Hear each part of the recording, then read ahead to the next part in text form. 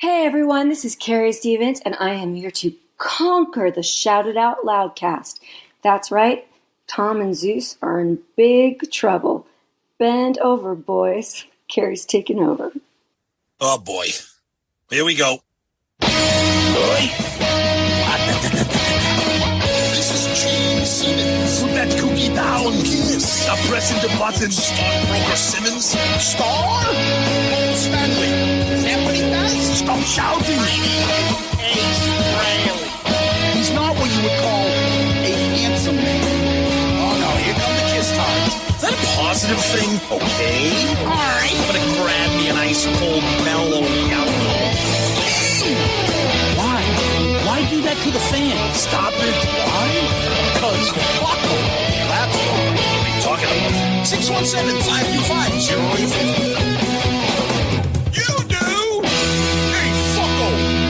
Do you like Kiss? Settle down. Hello. Hey, what's up there, Kiss Army? Tom and Zeus, another episode of Shout It Out Loudcast, episode 363, Beth Controversy with author James Campion. Controversy? Yeah, more Beth talk. Good timing for the episode with some rebuttals that came out that we'll get into, Zeus. Yeah, we put up the Kiss bat sign up, Yep. and James came to the rescue. That's right, yep. But before we do that, we're going to go back and we're going to discuss our predictions. And our predictions were kind of all over the map there, but it was a fun little episode that we did, Tom. And how did we do our poll? Yep, so we took a couple things that we talked about, some of our predictions, and put them into a poll. 4 options, as always. The options are, what do you think is most likely going to happen this year? Another Kiss Cruise, Rock and Roll Over Deluxe box set, another Soul Station album or tour, or an Unmasked era off the soundboard. 60% think we're getting a Rock and Roll Over Deluxe box set. 28% think we're getting another Kiss Cruise. 8% an Unmasked era off the soundboard. 5% with something Soul Station related. LSU Scott G says, is anyone clamoring for a new Soul Station album, maybe titled Ravioli and Rigatoni Over? Oh, okay. Joseph Kiss Sr., Rock and Roll Over box set, Stone Cold Mortal Lock. Nutley Nick says, I would love an Unmasked off the soundboard. Yeah, I think we all would. So let's let's hope and see what we get with that. Nobody really knows. Let's see what else we got here on the world of Twitter. Our buddy Glenn Barth. No predictions from me. Too hard because my wish list gets in the way. Maybe an over-under predictions would be easier, like the number of times Gene puts his foot in his mouth. Whatever that number is, I'll take the over. Well, Glenn, you were it happened again, so we'll get into it. Ken and Satan Service. I hope Gene can just keep his mouth shut. It's bad enough what he said about Ace after his passing, but to do Peter dirty right after the Kennedy honors just doesn't make any sense. What could he possibly gain by destroying an 80-year-old man? It's hard being a Kiss fan. It's probably the hardest job in the world, Ken. Sleepy Jim Polo says, Sleepy Jim Polo here, do you like my prediction that someone will write more AI books in 2026? Hashtag, how do I get a job? All right, Zeus, Facebook to you, my friend. Yeah, Whiteman's going to come clean on that. We're going to have to demand it. Yeah. Let's get to the Book of Face. Oh, boy. Giggity, giggity, giggity, giggity. Oh, boy, we know what that means. Kevon Japson. The fact that he has to put his name like that. Yeah, because he's fucking banned, the poor guy. Him and that fucking Denise constantly getting banned from Facebook. Oh, my God. Christ. Kevon Japson adds, holy fuck. What an epic way to start 2026 by telling a story about a fucking meatball sub that destroyed Zeus's guts and had him shitting, puking, and pissing out of his ass. Oh, God. Puppuccino's meatball sub. Well, like you said, we already know it's making it into the Hall of Fame. Yeah, my God. Now, this is why you are the number one Kiss podcast. Everybody knows, Jepson knows everybody in the Kiss world. Oh, yeah. And I'm sure he listens to a lot of podcasts. But Kevin knows and says we're number one. Yep. Anyway, completely real and authentic, no matter what the topic is. Zeus, buddy, you need a good probiotic for your guts. Seriously, I give my dog one. Don't and do this once a month and tell us your horror stories. 2026 is going to be a great year, whether you talk Kiss or shit. Great laugh as always. Yeah, thanks. Thank you. Thank you. And we just met with good-looking Kevin Japsons. We did our interview with Nelson, if you guys are interested in listening. Those guys were amazing. That was so fun. Holy crap. Those guys were awesome. They're still talking along with Matt Pinfield. They're still going on. Them and Tracy Guns are still having a conversation. Yeah, Tracy Guns. Oh, no, there's one more.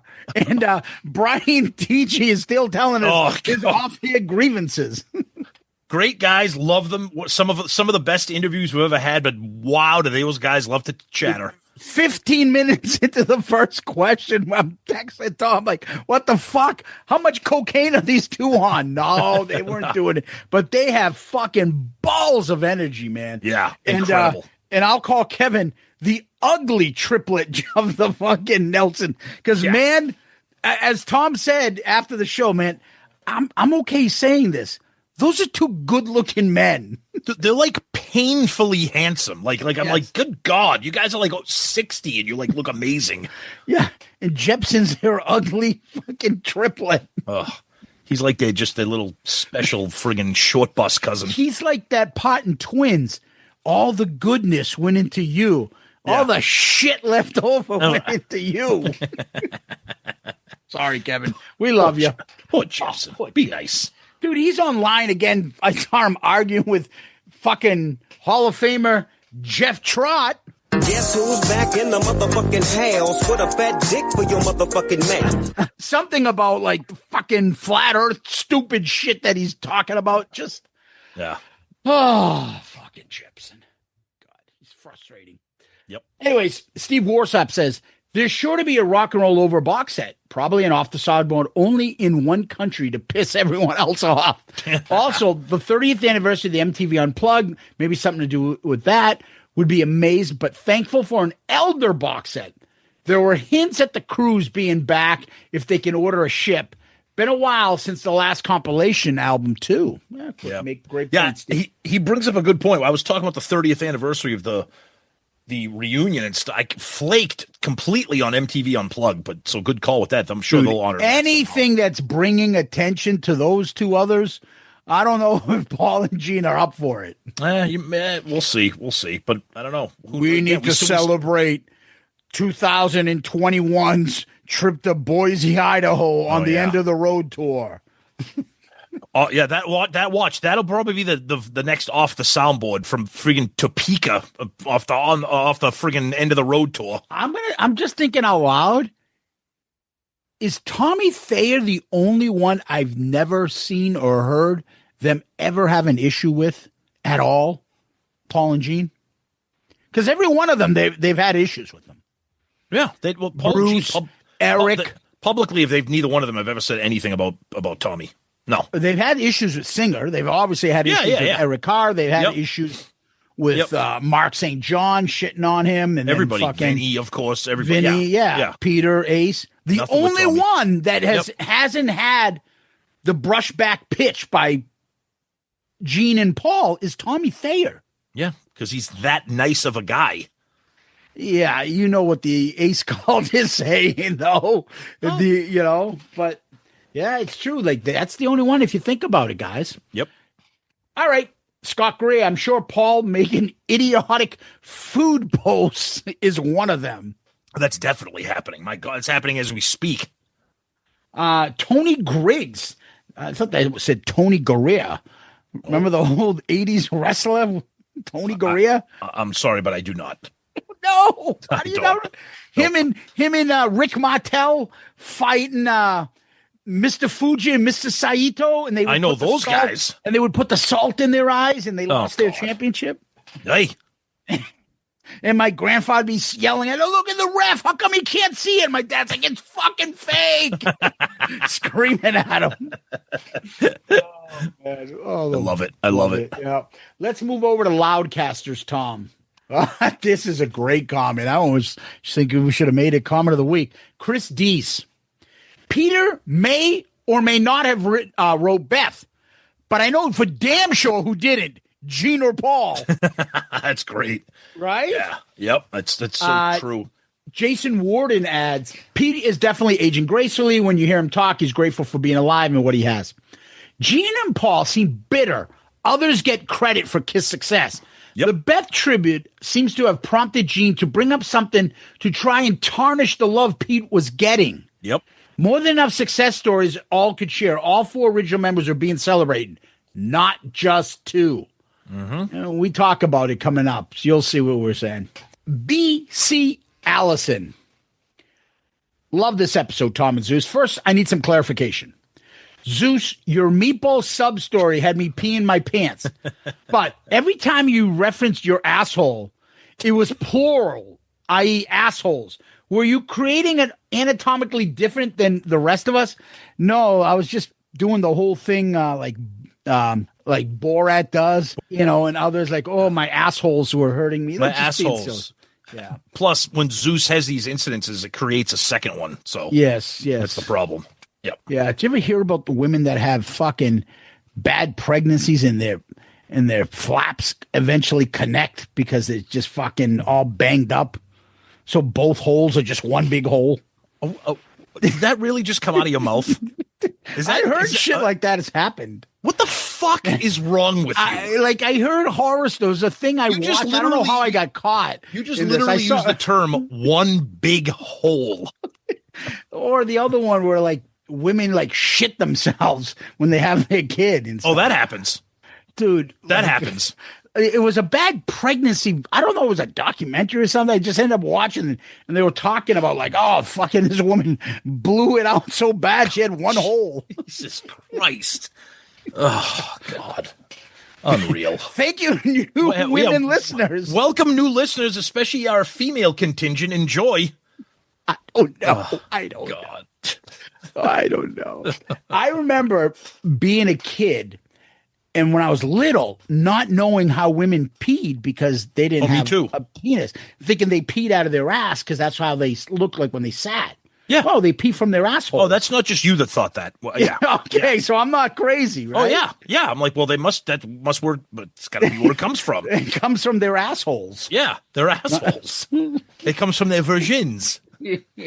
But anyways, getting back to BC Allison. Gene's bit about Peter not writing Beth and not playing an instrument but had to be seriously pissed off. As a Kiss fan and a drummer, did Gene ever consider how much freaking bank he himself rolled when the sales of Destroyer went through a roof when Beth hit? No. Shut the F up and thankful, you crusty old fart. Yeah, congratulations on being 46 nationally. We shout out Loudcast fans won't be happy until we take you to number 1. He's talking about the episode last when we were talking about how Double Platinum went to number 46 nationally for the episode. Yes. Which was the highest that week of any podcast out there. But we thank you. Rick Rant says 2026, the year of the heavy intestine destroying meatball hoagie. Oh, God. Daniel Hall of Houston, great episode. My prediction is 2026. Gene will continue to put his foot in his mouth and then apologize. Time is a flat circle. Paul will continue to waste the GDP of a small Central African country on therapy and still be the most petty man on earth. Oh, yeah. Peter will retain his dignity. Someone will spray fart smell in an elevator. Yep. All seriousness, I hope we get a year where all 3 surviving members realize they are approaching their 80s, bury the hatchet, and be nice to each other. Looking forward to some point on a Live 2 box set. Peter has no problem just being cordial and being polite with them. They have no interest in hanging out with Peter Criss and giving him what they think is the real Kiss members rub. Well, they have why no should interest I shine that kiss on Peter Criss? Well, they have no interest in actually hanging out with anybody, especially Gene, because every single interaction that Gene has, and we've used this term before in reference to other individuals, everything that Gene has, it's transactional. There's like, he can't just be like a human. He can't just be like a friend or a mentor. It's got to be, why are you here? What can I get out of you? Or what can you give me? And in his eyes, Peter, gave him Destroyer and Beth, but Peter's also, pulling light away from Gene. That's why those two fucking guys have nobody but each other. I mean, let's be serious. It's not a coincidence. They're not like they're not beloved rock stars in the world out there. There's a lot of philanthropy, and you can say but that's transactional because philanthropy is throwing money at causes, which is a great thing. But and he doesn't makes him feel good, so maybe that's transactional. But what I'm saying is, like, he's not one of those names. Put it this way: God forbid, I'm not making this a prediction. When Paul or Gene pass, there's not going to be an outpouring the way there is with some of these other people. There's just not. I don't think there's going to be. No, they'll be like. Outside of Kiss World, Paul will get like a lot of love for being, the front man, and the leader kind of maybe this crazy band named Kiss that maybe entertain millions. Maybe. Gene will be like on and on about what he's done, all the things, outspokenness. But yeah, I mean, I guess you're right. Like, Ace is a little bit too like. You're not getting many people say how much they loved Ace personally as friends, besides Eddie Trunk. No. A lot of people looked up to him as an influence. Yeah, like a legend, an icon. Yeah, things like that. You probably will get that same thing about Paul. Yeah. You're not going to get like, oh, Paul picked me up when I was down in the dumps and put me up in his house and fucking did this and that and... Yeah, you're going to be like, Gene put me up in his house and charged me $45 plus fees. Who told us that story? Remember, one of the guests told us the story of like Gene was getting breakfast for everybody all the time. And he goes, I don't want him to get it. And then he eventually goes, okay, I'll take a breakfast. And he came back to him and got it. And he's like, oh, here you go. That'll be $9.50. Yeah, he charged him for it. Yeah. That was an early on Kiss story where Gene was running out. And fuck was that again? That told us that story. I can't remember who it was, but I actually think it was off the record. So even if we knew the name, we can't really say. But I remember that'll be $9.50. Yeah, Gene was like, "Anybody want anything?" He'd be like, "Yeah, I'll grab a bagel." Comes back, be like, "Here you go." Charges him for it. Yeah, and he said it was like after a few days of kept asking, "Does anybody want anything?" He would go every day, and then when he finally says, "Yeah, I'll take this." Yeah, give me $9. I threw pennies into the street in Chinatown because I knew he would run out and retrieve them. I used to just stand on the curb and fling them, and he would run into the gutter to get the coins. You've played that clip a billion times, and every time the tone of Paul's voice, he would run into the gutter to get the coins. Like, even Paul sounds disappointed in Gene. Like, it's so fucking awful. So when he gave me the bagel and he charged me $9, I threw the coins into the gutter and he went and got them. Oh my God. I just told Tom I remembered who it was, so I have to go back and delete this. I hope I don't forget. Yeah, don't forget. Yeah. All right. The Horiati from Down Under, who's flying in right now, Australia, picking up rats with his fucking feet. Oh, come on. Yeah. Be nice. Like a fucking hawk with those curly toes of his, those talons he's got. Leave Thanos alone. Always keen to hear your predictions. Maybe a follow-up episode at the end of the year would be good to see if any of them come true. Gene, you're fast becoming a King Malacca. She's into Malacca's Dino. What's a beautiful girl like you doing with a Malacca like this? Oh my God, I love it. With your foot in your mouth comments. It's so disheartening listening to this lunacy. Just be happy you're alive and well and capable of producing good music. Instead of taking a victory lap, he's taking pot shots at his bandmates. And on another note, I think the End of the Road Live will eventually see the light of day with the studio side, a Live 2 style. Cheers, boys. Here's to continued success of your great podcast in 2026. And my feet are killing me. I'm taking my shoes off now. Love you, brother. I ad-libbed that. Oh, okay. Still. Good for him. Gordon, not Forrest Gump Duncan. I love your predictions are based on your honesty and not an attempt to flatter or get into anyone's good graces. Yep. Does that sound familiar? A little bit. The good thing is that we were getting music now. 2024 was silent aside from those fake deep cuts playlists. And 2025 gave us so much. Hopefully, Poop House will continue to give us what we want. 50th anniversary of Rock and Roll Over, End of the Road documentary, and another soundboard. Thanks, gents. Keeping up good work and always being honest and never pandering. Well, thank you, my friend. You can always find that. There's a couple new sidecasts coming out, Tom. I don't know if you know them. Skin tags and pockmarks. But what about the new one that's coming out after that? Back Fat and Cankles.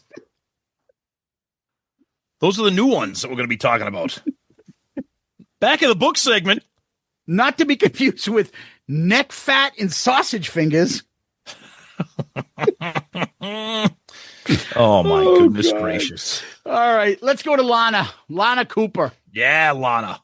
Zeus, I can empathize with the meatball sub saga. Oh, no. I don't want to think of a female having my issues. I don't want to hear this. With age comes wisdom. Developing a greater appreciation for Peter Criss's 78 solo album. Okay, I'm glad we switched the topic. Great job, then. You're right. That 78 solo album is so good.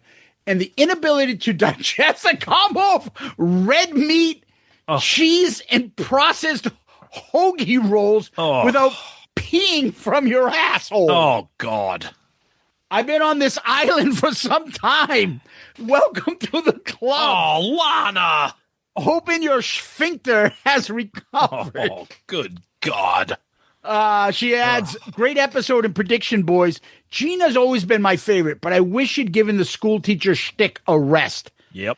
Remember, Tom, I think you said, listen up, children. Or boys. Yeah, we're going to educate or listen. It's learning, something like, talking like a teacher. Just condescending, stupid shit. Yeah, exactly. Peter has come off as so kind and classy in recent years, staying above the drama and the pettiness. Whether there's a gain of truth to it or not, the Beth story did not need to be told when there are plenty of Kiss songs that Gene could share anecdotes about in such great detail.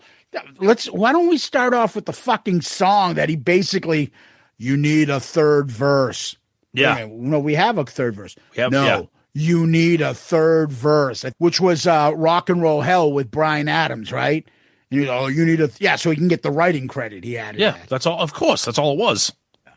Not sure what 2026 will bring for Kiss, but I'm hoping it's less drama and more new music. I'm with Tom in thinking that they will stay landlocked in Vegas. I'm also hoping this becomes a banner year for Bruce, either releasing a new material book and hoping Eric Singer joins them in either an album or sit in dates, since he seems to rotate a bit with Brett Fitz on drums. Awesome way to start 2026, Tom and Zeus. Hoping the year brings you all good things. Thank you. Yeah, Lana, I'm just going to be seeing you a little bit differently with you share that little bit of information with us. All right, let's go over to Blue Sky. Wobbly Magoo. Oh. If the avatars are still happening in 27, then they'll need to be on sale by the end of 26. It could be one way of linking up with the possible Vegas event. Perhaps. That's a great point. Yep. Matt Murphy adds, loved it. Zeus's description of his Papagino's experience can certainly add a certain something to my Monday morning commute. Listening to the show is better than Ozempic. Your attempts to keep things positive remind me of this movie clip, and he shows a clip here of, I don't know, Berserk over Billy Jack Class. I fucking no idea. I don't know what that is. Yeah. Regardless, thank you for that comment. Let's go over now to YouTube. We got a shit ton of comments here. Yeah. George Taylor added, I remember being in school back in 1978 using tracing paper on faces of double platinum. My dumb self thinking I would see how they really looked like. Yeah, it's not dumb. We all thought stuff like that. Billy Flowers adds, I predict new music, 1 or 2 songs with possible LP. Paul joining Gene on stage, End of the Road Doc, announcement of Landlocked 2 with Evan and Nick as part of the performances, added note release of Raise Your Glasses Volume 2. Come on, guys, get that done.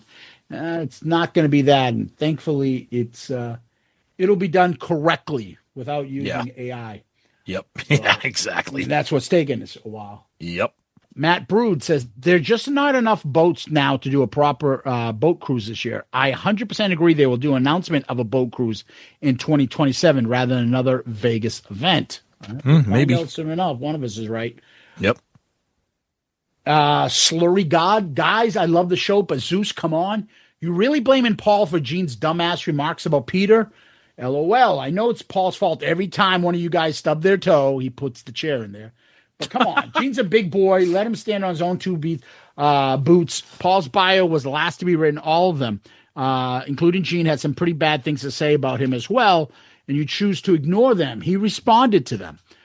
I will look at it, but I think what I remember from Gene's comments, they usually are along the lines like, Paul wanted to do this, or I disagreed with Paul. It wasn't, Paul, I used to throw pennies in the street. Yeah, exactly. Or Paul is a fucking illiterate idiot. Yeah, or Paul had to grow a beard to cover up his double chin. By now, I'm assuming you get that a lot of things are in jest, and we're fucking bipolar when it comes to this fucking band. Oh yeah, we love them, we hate them. We think one of them's my best, one of them is the bad guy. Yeah, I mean, as far as Paul goes, he's not my favorite guy. He's not Paul's favorite guy. Mine's Peter. Tom's is Gene, but you know how it is. We can say stuff about them because we think we still love them. Right. But nobody else can outside of the Kiss fans. Nobody else can because we're not allowing that. But you have Paul annoys the shit out of us. No, I don't think Paul is specifically the reason. I was kind of being coy about it. But Paul had something to do with it. He certainly didn't stand up and correct them. No, Well, if you Paul said the same thing 10 years ago. Okay, do you remember when Gene said some bad things? Was it what about Prince dying, about drugs and other people and stuff? Yep. Paul came right out and corrected the record. Yep. He didn't do this for this. Well, no. I think he probably feels the same way. Just Gene is less. I don't know what the word is. Less conscious that those words would be taken that way. I think Paul knows. And when Paul does it, he does say he's some cutting things. He knows there's going to be a backlash, but at some point he doesn't give a shit. Well, yeah, you'll hear us talk about this when we talk with James. We bring up what Paul said about the Beth thing years ago. So it's the same thing. Yeah. So, I mean, I know that, hey, people think we hate Paul. Then we hate Ace. Then we hate Gene. Then we hate Peter. Come on, man.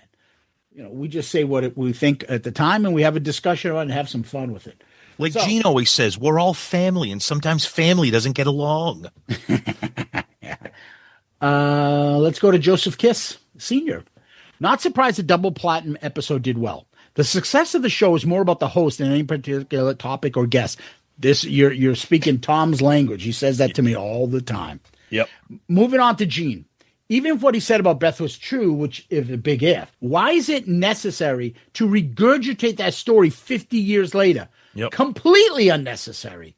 If we're getting so truthful about how about talking about why those Gene Simmons band shows got canceled last year?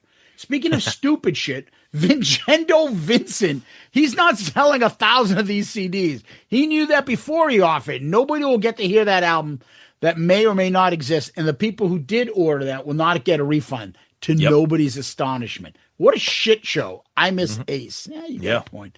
I just said, look, he's probably got at least 10,000 committed, real crazy fans worldwide. No way does he have 10,000. No fucking way. Nope. Right, maybe I'm wrong. Okay. No, I just think that's a very high number for somebody like Vinny. Okay. Yeah. Chris Flood adds, guys, just heard the interview with the Nelson twins. Fantastic. I don't know any of their songs, but I think I'm going to get this book. You don't need Kiss like other podcasts do to do great interviews. And the other non-Kiss stuff is excellent. I even want to hear the Tom and Zeus review dairy products which you joked about and probably forgot you said it. Who wouldn't want to know about Tom's opinion on cottage cheese? Ooh, I love good cottage cheese. Yeah. Criss Flood is a fucking gold star YouTube commenter. He's one of my favorites to go to. He gets it. I love it. Yeah. Criss, you're awesome. Appreciate it. And you're absolutely right. We don't need Kiss, but it's just so easy to talk about them.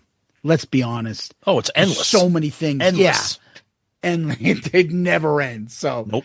Anyways, Tom, I'm going to hand it back to you. All right, let's look at Spotify comments. I always like to remind people that you can comment on Spotify directly while you're listening to the episode, which is very cool because if you hear something that makes you laugh or something interesting, you can comment on it right now without having to remember it later on. So that's pretty cool. So we got this from Gino11.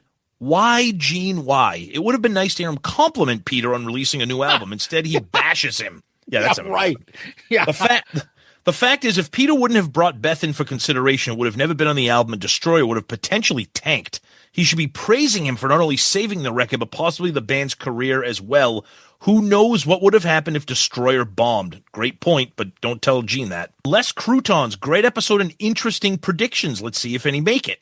Michael Farrell, if I could have one more tour, I'd pick the lineup of Paul, Gene, Ace, and Eric Carr. Oh, he's responding to our question of the week. Kanye the Main. Maybe in 2026 we'll actually get Kissology 4 that we've been waiting 15 years for. Or maybe even an announcement for a 2027 Crazy Nights themed Kiss cruise. Crazy. Super fresh night. Stupid fresh cruise. It'd blow my mind if Bruce came out and played No, No, No and Good Girl Gone Bad. Seeing that video from a few years ago with Bruce and his band playing Eyes of Love, Can You Feel It in Little Caesar was awesome. Yeah, that was pretty cool. B. Peeves, outstanding episode. So frustrated and angry with Gene. I guess as my prediction, unfortunately, it will be Paul and Gene can't help themselves. The irony of Gene starting off with, quote, now kids. Oh. Yeah. Gene, you're a legacy act. Kids don't even know who you are. You're an absolute moron. Seriously. D. Arsenal 2001, Jim Craig looking for a free Papa platter. Jim Craig. Julian says, hey, Gene, ever heard the maxim, if you can't say anything positive, say nothing at all? Yeah, right. He's also conveniently forgetting that Bob Ezrin was pivotal to everything on Destroyer and completely schooled Kiss to get the album to the level he wanted.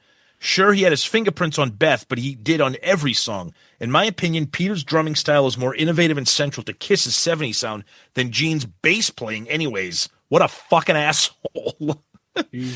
Hey, Tom, can I just jump in real quick? Please, yeah, of course. You say brought up Jim Craig. Yeah. That 1980s Olympic team is so near and dear. Yeah. They're like local heroes because there's so many of them from Massachusetts. Yep. And to get a quick story on a little off-ramp here, and they all became big hockey stars because they started building rinks, the MDC rinks, because of Bobby Orr.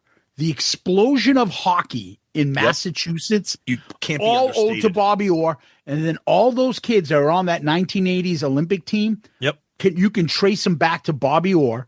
Yep. And them winning the gold just from that. And they're all together and stuff. And I one of my favorite quotes of all time is on one of the best documentaries, not just the movie Miracle, but it's another documentary called Do You Believe in Miracles? Yep. And Eruzione says that his friend said to him, if that puck was 2 inches to the left, you'd be painting bridges for the rest of your life.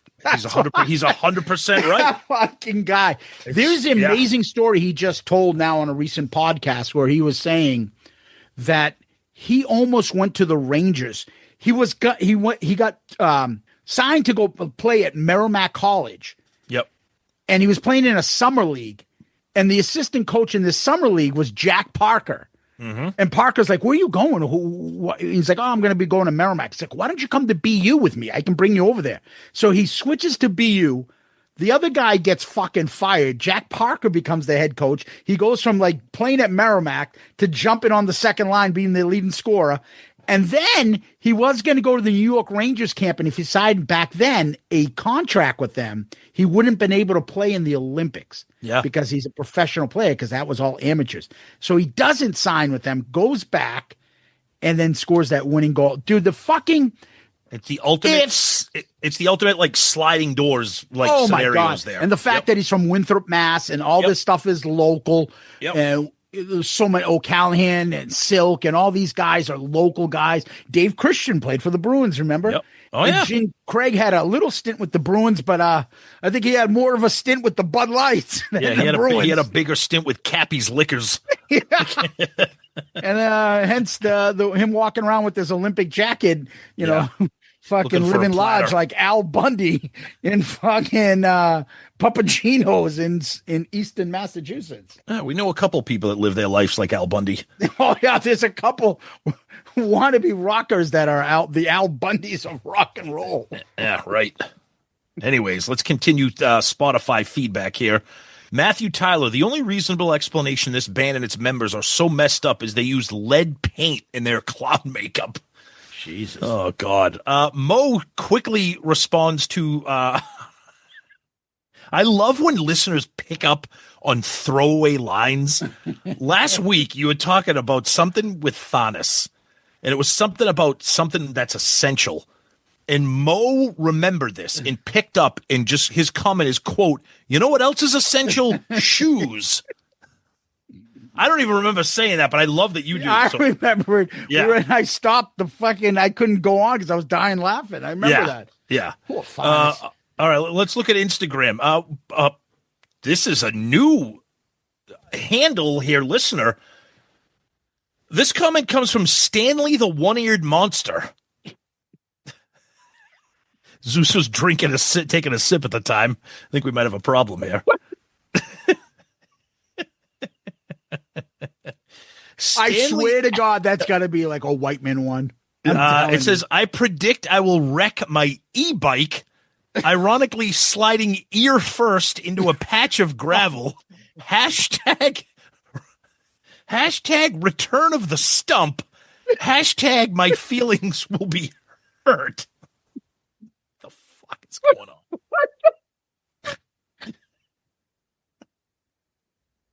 You're hurting me. You're really hurting me. What was the name? Stanley the One-Eared Monster. I had nothing more than a stump on the right side of my head. Okay. God. Junior Vintage chimes in. Calling Dr. Love is now calling Dr. Demented.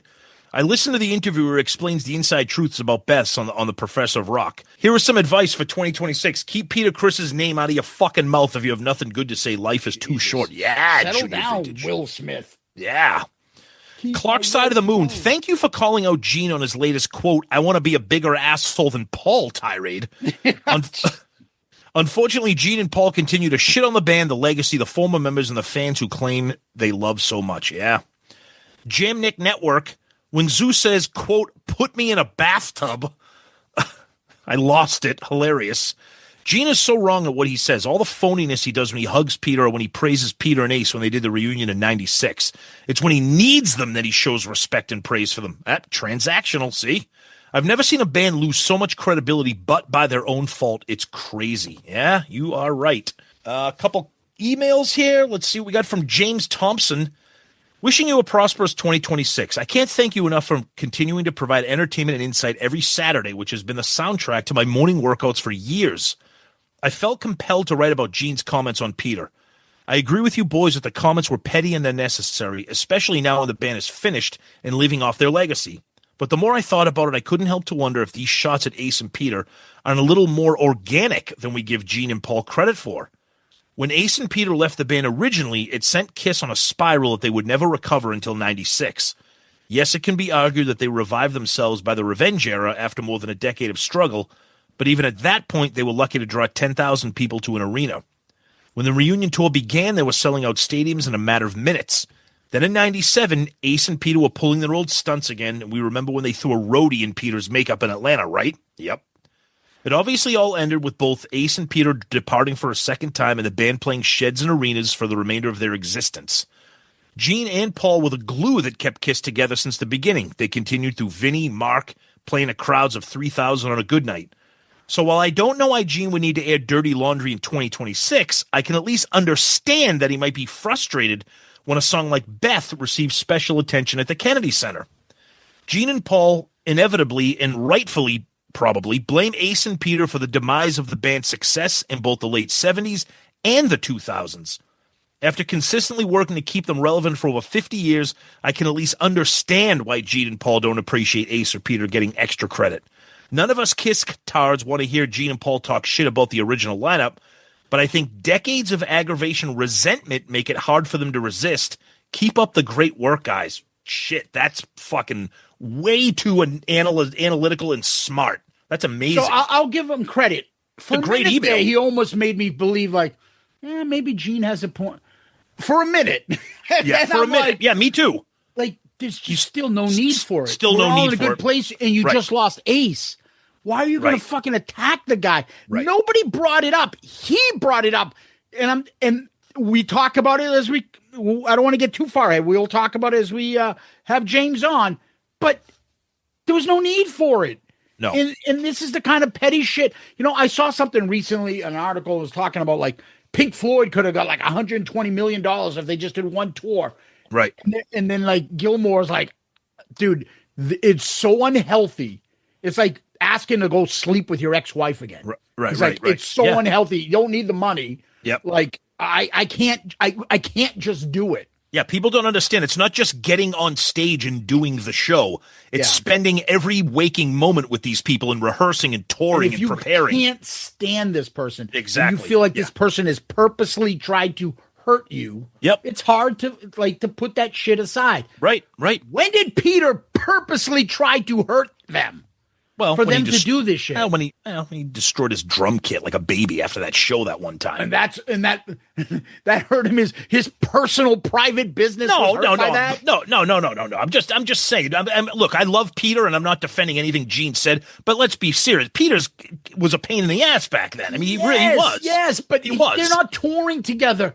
I get it. Right. Be like cordial in public things, like make the fans happy, treat them with respect. Peter obviously could do that. But to play devil's advocate, and like this email said, maybe it's the equivalent of like when your ex did something 20 years ago and you just can never forgive them to the point where you always have to get a jab in at them because they scarred you so badly so long. Maybe that's Gene's thing. Again, I'm not trying to find a way to defend him, but this email got us thinking. It's a well done email. Yeah. So yeah, I give you credit. Yeah, but it took me about actually a minute. I'm like, nah. Yeah. Let's see here. We got let's look at one more email here. Scott Greer, hey Zeus, Stan Pepperidge Farm, ha ha ha, classic. I like your predictions. I hope we get another box set and a soundboard as well. Hey, SIOL episode 400 is around the corner. Will we get a box set for that?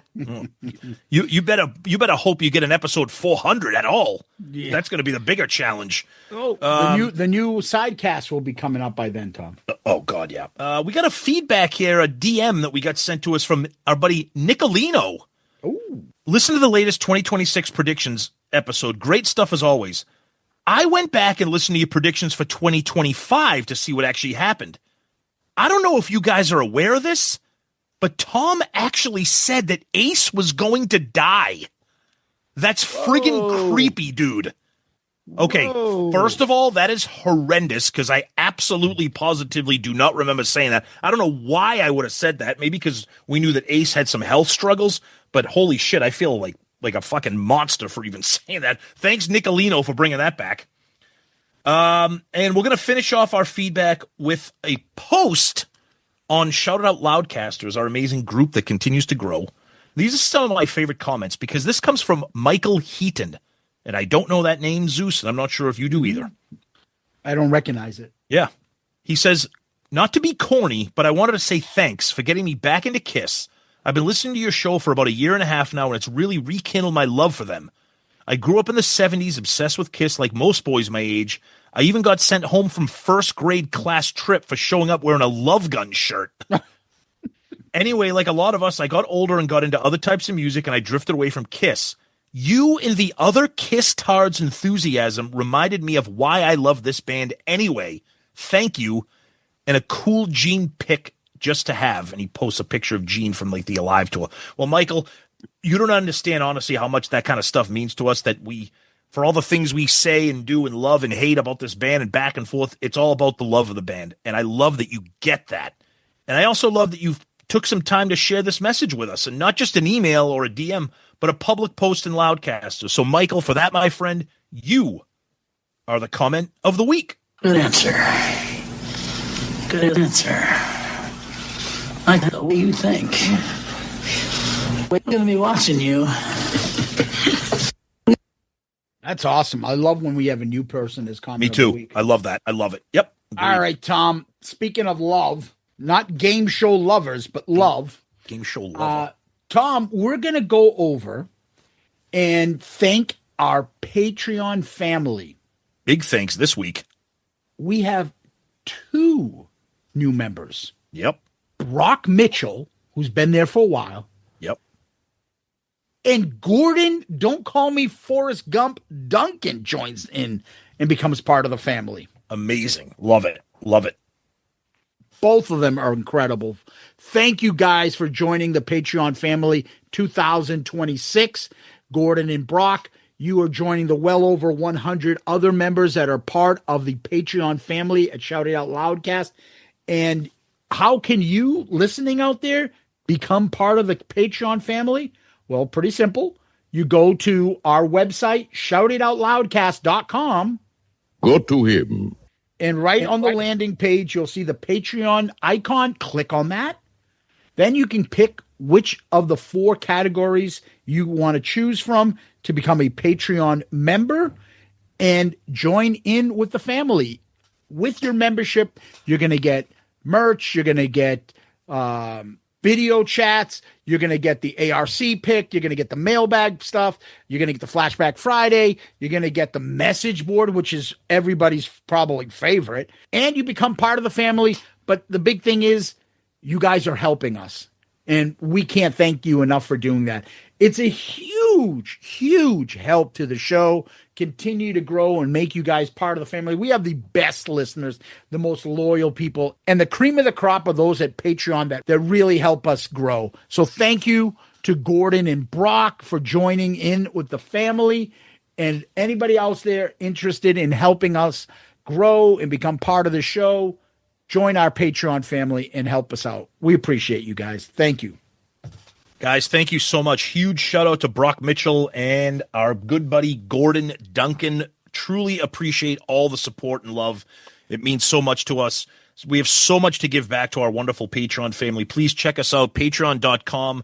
Search for us. Download the app, search for us, or the easiest thing to do is go to shoutitoutloudcast.com, our website, click on the Patreon link, be part of the family. Tons of great things. Get in there. Album review crew. So my pick is January. Zeus has February, and then we go back to you guys for March. So get in and get your picks in, become part of the family, and see what it's all about. It's a ton of fun. Again, thank you, Brock and Gordon. Tom, Kiss World without the stupidity of the Beth comments. What do we got? So a couple little things here. So our buddy Robert Conti, who we've had on the show in the past. If you don't know him by name, he's the gentleman that was responsible for all those awesome liner notes back in the 97 CD remasters. When you open up the CD case there, we had him on a year or two ago to talk about that. We may have him on in the future. But Robert was sending me a few DMs on, I believe it was Saturday or Sunday morning. I can't recall. And he decided to then give me a phone call. He was very passionate about something that I didn't know about. And it was a documentary about Bob Kulick's former partner, Stella Stevens. There's a documentary called Stella Stevens, The Last Starlet, that was produced and directed by Stella's son, and Andrew Stevens. And Robert called me and wanted to talk to me. He was very, very passionate about this. I haven't had a chance to watch the documentary about it yet. But apparently there was some things that were said about Bob that Robert really got upset about, that were kind of taken out of context, and he kind of wanted, kind of us to talk about it, just that it's out there, that it is a documentary that does involve, a Kiss adjacent member, and that he was very passionate about some of the things that were kind of set out of line, and Robert did have a relationship with Bob Kulick, so I told him that we would kind of bring that to light and kind of share his frustrations with it. Again, I have not seen the documentary, so I'm not really sure.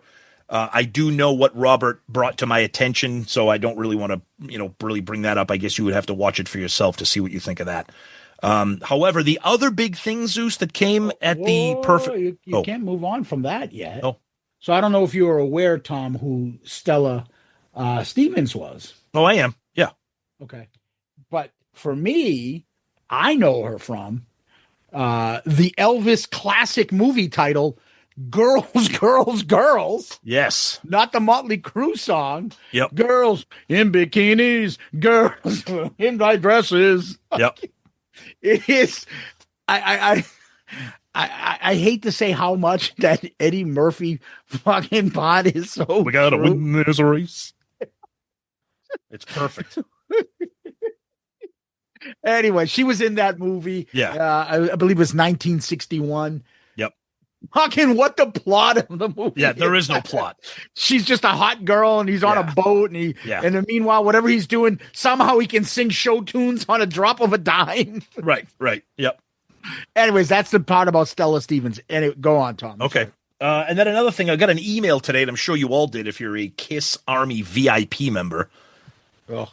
Apparently, they're doing this new thing, which is Kiss Tard Central. I mean, this is... Be positive, Tom. We're positive this year. Of course, I had a... Yeah. Of course, I had to log in. So it's an email. It says, "Are you the biggest Kiss fan? This isn't for casual listeners." No, I'm bigger than... No, I'm the biggest. Let me log in first. As a Kiss Army VIP member, you're the first to hear about the new Kiss Army experience. Head to the menu on kissonline.com and sign in. Take on missions, unlock exclusive patches, and build your own Kiss Army virtual jacket. Are you the top 1% Kiss listener? Link your Spotify account and track your listening habits. Daily Kiss quiz, a battle daily of trivia, history, deep cuts, and super fan only moments. Unmask no more. Ever wonder what your Kiss makeup would look like? Upload a photo and kissify yourself. I can tell you right now, there's going to be people that do fucking full episodes on this email that we just got. And that's probably the same people who told Pop House it would be a good idea. But yeah, whatever.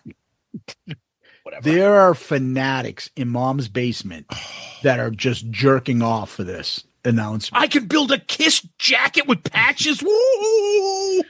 That are going to put their life's mission when Kiss is the life is Kiss. Yeah. About answering the daily questions first. I got to... Did you do that? Yeah. My Spotify says I'm top 9%. I'm top 8%. Okay, get all of that and a nickel will get you fucking laid. Okay, so good for you. Anyways, Zeus, there's my note of positivity, and the other big thing in the news is what we will talk about with James coming up. Well, what about our buddy Vinny? Is he? Did you jump on his album yet, Tom? Yeah, I ordered it. Yeah, it's coming. Supposedly, he made some comments about Mark Slaughter recent. You know, Mark. Oh yeah.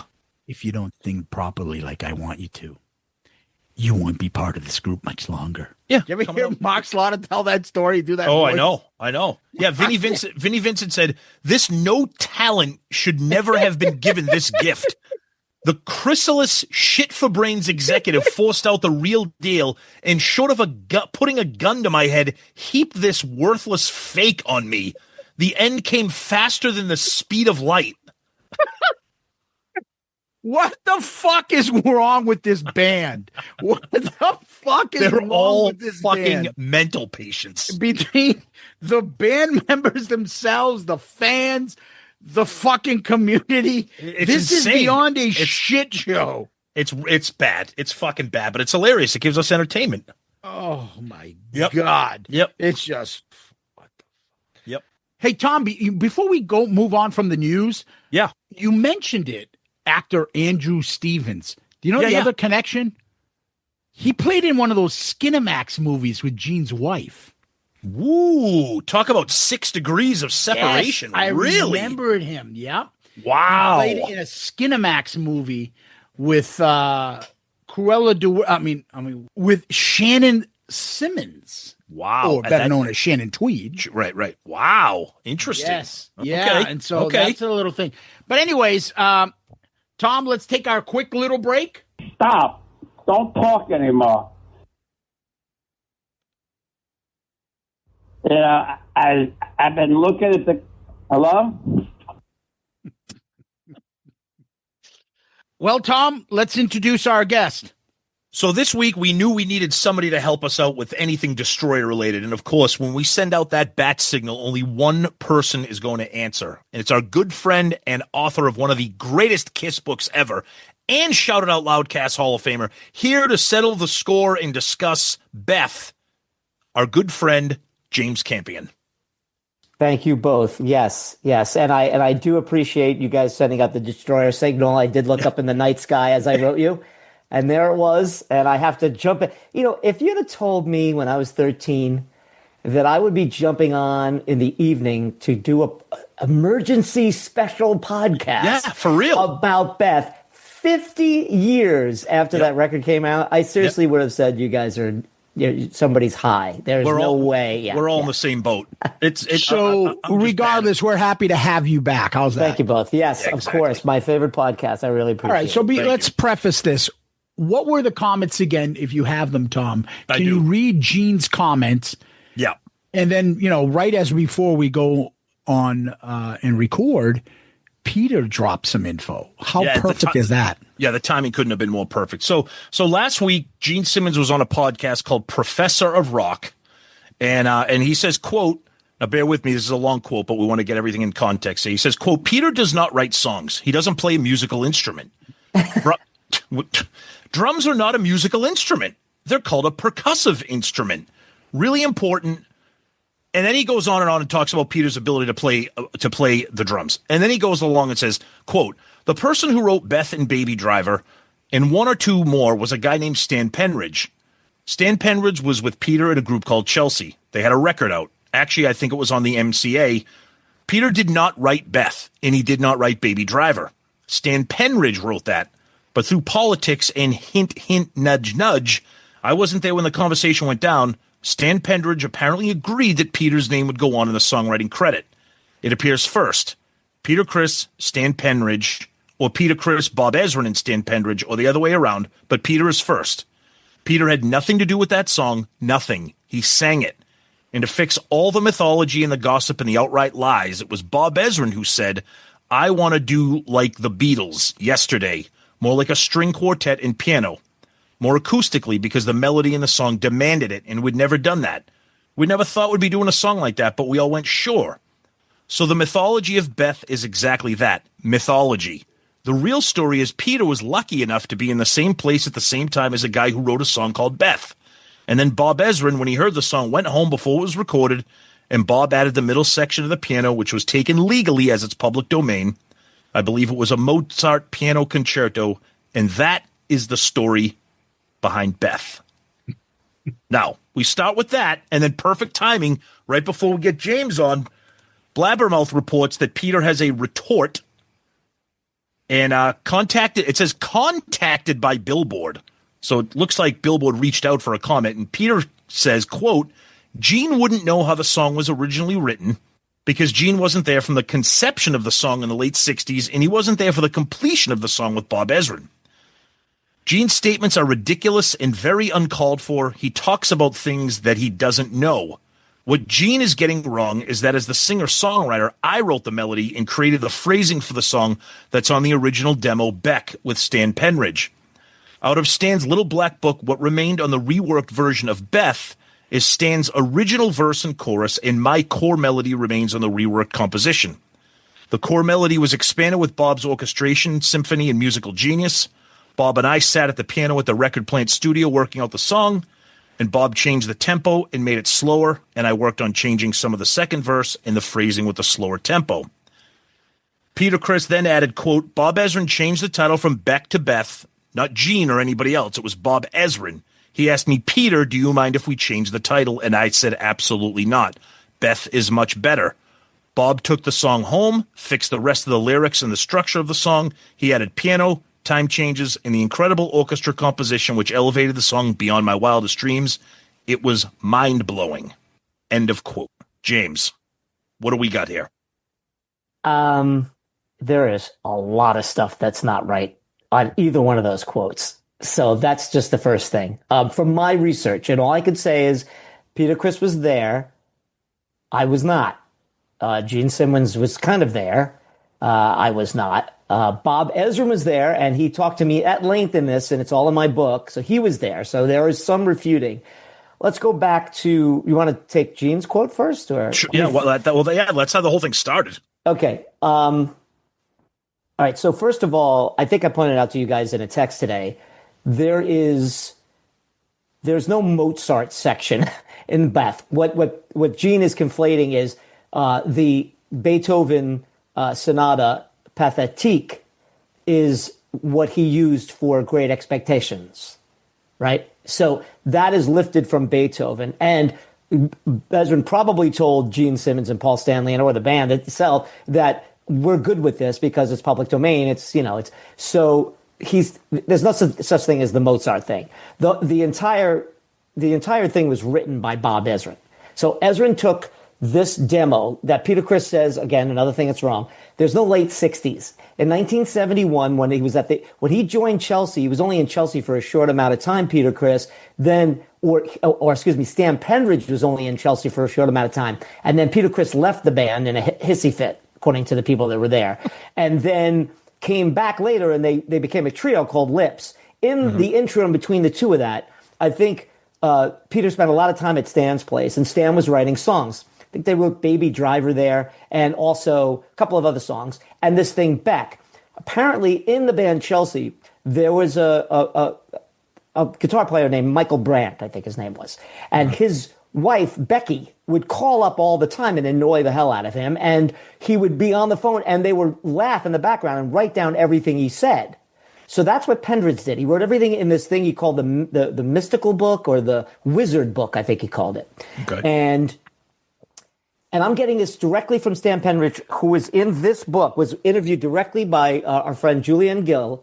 This book called The Other Side of the Coin, Interviews, Articles, and Focus Editions. Yep. I used this as my basis, and I talked to Julian at the time, and he sent me a tape of this, which we'll get to the blabbermouth part, because either Billboard or Blabbermouth completely did a very egregious thing at the end of their article, and we'll talk about it, trying to intimate that Peter did not write this song. So as far as I know, in November of 1975, Gene is in the back of a limo coming out of a show in Michigan with Peter. And they're trying to figure out what songs they're going to do. And Bob was told by Neil Bogart and his name escapes me, the manager. Bill Coyne, that Peter had to have a song on every Kiss record. Now, they had not done a song that he had written, and they tried to do Ain't Nobody's Business, which nobody liked, and we still existed. So Peter starts humming this song to Gene, and he's like, that's good. And he's like, but it's a ballad. And Gene's like, well, I'm doing Great Expectations. You could probably do this. So he comes in, he hums it to Bob. Bob says, do you have a tape of this? He gives him the tape that we all hear on YouTube today at Beck. It's Peter Criss and Stan Pendridge in an apartment in New York City in 1971. Pendridge is kind of just ham-fisting a D and a C chord, and Peter Criss is singing the melody.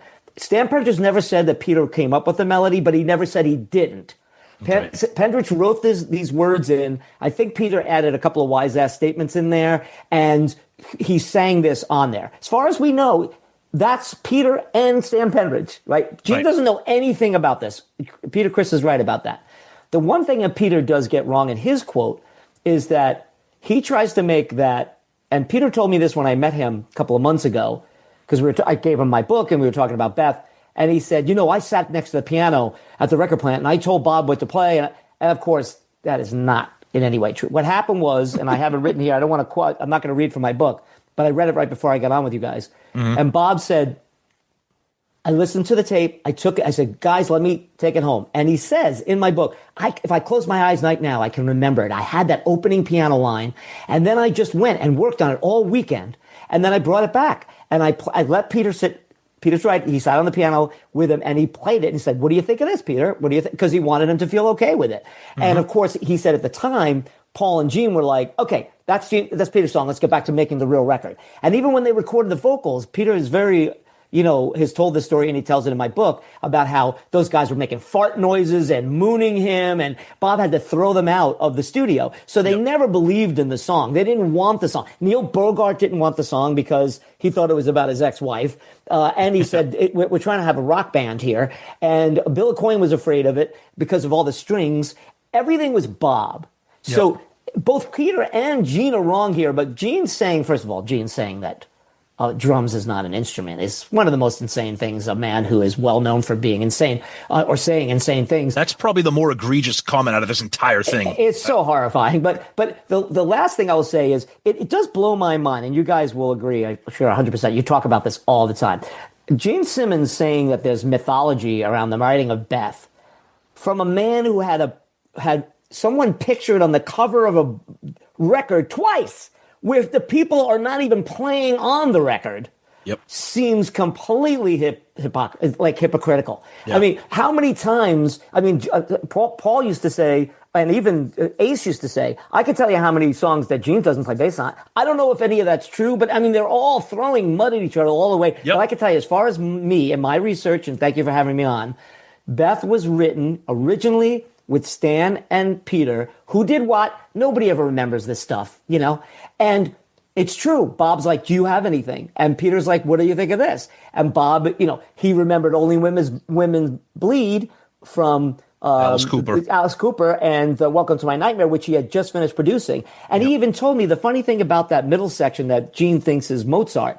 Bob said, if you listen to the middle section of Comfortably Numb, it's the same thing. I did the same thing. He goes, and I did the same thing in an Alice Cooper song earlier as well. I think on $1 Billion Baby. So he was well known for recycling string arrangements. Sure. So all of this came from Bob. And I mentioned to you guys in my email, I did want to get out that Alan McMillan, who arranged and composed with Bob the beautiful string and horn arrangements, and he conducted it in New York City at the old Columbia Studios, which was the ARR studios at the time. He just recently passed away. And a really cool story is when I interviewed him, he was already in his 90s, maybe late 80s.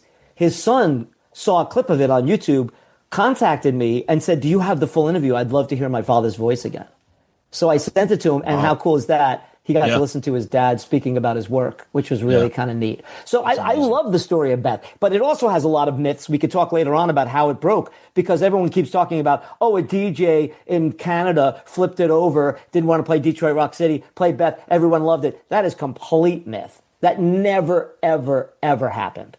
That was promoted by Scott Shannon, who was head of PR for Casablanca Records, went on to have a Hall of Fame radio career. Scott, I interviewed him for my book, and I got it corroborated by Larry Harris, who was the vice president of Casablanca, that nobody wanted this Beth thing. But every time they asked Scott Shannon, he's like, that's the AM hit. They kept saying, can you break Kiss on AM? If you let me play this ballad. So he had like 100 acetates behind everyone's back, printed up, and sent it out to all his buddies in radio, and they started playing it, and that's when it started to get traction. So Scott Shannon believed in that song, and he believed that was the only way he can break Beth, as we know historically, to the greater, world, women, younger people, wider, People's Choice Award. So there are so many fathers of the success of Beth, but the idea that Gene, and you guys hit upon it last week, the fact that Gene and Paul continue 50 years later to kick dirt on Peter when this is their biggest hit ever is just... You use the right word. It's egregious. So it's funny because in this Blabbermouth article, they call back to an article back in 2014. Paul did an interview. Yeah.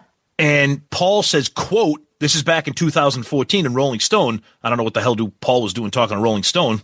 But he said, quote, Peter can't write a song because Peter doesn't play an instrument.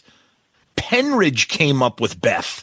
Okay. Peter had nothing to do with it. Because if you write one hit song, you should be able to write two. Devastating? It's the truth.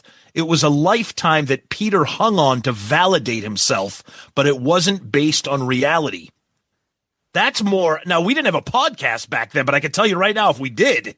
Peter, you're an illiterate idiot who can't read or even talk correctly and never finished school. We were talking about it last week. The part that he says you never finish school, right, is about as cutting as the Gene went into the gutter to Right. get the coin. He knows how to hurt people. Like, that is like, you can't come back to it. You can always fight band members and say, that guy's an asshole. He was being a dick. He was being an asshole. Everybody has bad habits or knows that they've made mistakes and been a jerk at times. You can say that and get away with it. But when you say to somebody, like, you never went to school. Right. It is like, I am here. Yep. I'm showing how high my hand is. Yep. And you are here. And now I'm lowering my hand. I am better than you. You're beneath me because you are not an educated person. It is so fucking insulting. But none of those guys were educated. None of those guys went to college or anything like that. Gene did. Oh, yeah, he was a teacher. Okay, so real quick. Well, hold on, James. Give me one second, because Peter back then countered to Paul's comment. I got something I'd like to say about this instrument thing. And this is perfect, because back then Criss countered that comment by saying, quote, Paul is so full of fucking shit because as a lead singer of the band, he never got to write a hit. That's his problem. They hate the fact that I wrote a hit record and won a People's Choice Award. Yeah, That's he's not it. wrong. He's not wrong. And Paul Stanley's a wonderful. Can I get an amen? Yeah. Paul Stanley is a wonderful. Amen. Okay. Paul Stanley is a wonderful songwriter. And I've been on record on this show and everywhere else and in your book saying that I think the three best songs written in the Kiss catalog for me is Detroit Rock City, Black Diamond, and I Was Made for Loving You. Gorgeously structured songs. Yep. I like Gene's songs too, but having said that, Paul Stanley has heard of Michael Jackson, I'm assuming. Sure. Yeah. Michael Jackson does not play an instrument. Right. Michael Jackson has written many, many hit songs. Melody is what makes a song. You can't copyright. Gene is wrong. You can't copyright a guitar riff or anything. You could utilize these. I don't know if you remember in the 70s, Neil Young put in the riff from Jumpin' Jack Flash in the middle of a song. And I remember my head almost exploded when I heard that. And I thought, he's going to get sued. Like, you can't do that. Right, it's the melody that got, George Harrison in trouble with Do Lang, Do Lang. So with, My Sweet Lord. So that's ridiculous. But I did want to get back to the blabbermouth. I wanted to finish one more thing. And Zeus hasn't had a chance to chime in. But No, go. Okay. So I showed you guys, after you sent me that stuff to prepare for the show, you're like, oh, you know I was coming on. You're like, I get this thing from these two guys that says, this is Peter now. This is like what? A couple hours before we're speaking. Yeah. So I read the piece, and at the end of the piece, if you could pull that up, because I don't have it here, but I do have the original interview with Pendridge. It's the last line in it. Yep, the very last line says, quote, Peter was absolutely not responsible for it at all. Another poor man's copyright by me in 1970. Okay. So, now that was from a 2000 interview that's from Stan Penridge saying that. Yes. According to the article here. That's word for word out of this book by Julian Gill, an interview that he did with the other side of the coin that I quote in my book. Yep. The quote is not that. The quote in this book is, "You'll catch it, I'm sure, absolutely not responsible at all." What he's saying, that this is out of context. He says, if you look at the lyrics and view them as a henpecked hubby's remarks to his nagging wife, you'll see what I mean. Just pause after every sentence, pretend there's a bitch at the other end of the line. You'll catch it, I'm sure. Absolutely not responsible at all. Another poor man's copyright by me in 70. Once again, not the 60s. Right. So what he's saying, this is later there's more in the context of the quote, is that he wrote the words directly from what that guy said. If anything, Michael Brandt should get copyright and songwriting credits, because that's him commenting to his wife on the phone, which these two guys took to make fun of him, knowing, 6 years, 7 years later, whatever, it's going to be a massive hit. So that's what he's saying. I'm not responsible for the lyrics. They came out of Michael Brandt's mouth. What they're intimating, read it again, Tom. What Blabbermouth or Billboard is intimating is that Peter didn't write the song. Well, which is true. He didn't write the lyrics because they got it out of there. But why are they why are they making it about Peter? That seems specious to me. Well, you're the writer, James. So when they quote it, it has quotation marks, but then around the word Peter, it has brackets. Parenthetical. So meaning that wasn't even part of the original quote. No. They're adding that into the quote. Right. They're almost making him guilty just by happenstance. Right. Yes, and exactly. That's just terrible journalism, bad writing. I don't know if that's Blabbermouth's point. Maybe Blabbermouth took that quote from Billboard. We should find the original Billboard post. But anyway, the point is, what is everyone just firing slings and arrows at poor Peter Criss? He's 80 years old. He just has a new record out. You know, he seemed to be really proud, the whole Kennedy Center thing, and he felt, you know, he's very humbled, and he's grieving over Ace Frehley. I saw him. He's still grieving over Ace. And why are they doing this to him? And why Beth? And why 50 years later? Because they need to put him in his fucking place, why, James. though? That's why. They need him to understand we are here, you are there. That's terrible. And it's just in their nature. They can't help it. It's the frog and the scorpion, whatever that expression is, right? Yeah. It's in his nature. What do you expect? And think about this. It's after Ace passes. Mm-hmm. You know, have some retrospective, have some idea. Like you just lost somebody that you could have, everything could have been so much different. Now you have one more guy. There's only 3 of them now. So it just seems to me perspective was needed in this. This is bad timing. I don't know when Gene gave this interview, but it's because a lot of times they don't print them for months later. Maybe Gene gave this interview before Ace died. No. It was after Ace passed because he talks about in the interview how he saw Peter at Ace's funeral. That's even worse. I'm sorry. I think Zeus said it. We've talked about. I don't think the timing is accidental for this comment that Peter releases an album and it's the first new, you know, Kiss related music in a while. I mean, you know, Ace did 10,000 Volts a few years back, but Kiss obviously hasn't had a new studio record. And by the way, did you see any comments from Peter, Paul, or Gene about Ace's album when it came out? I don't remember.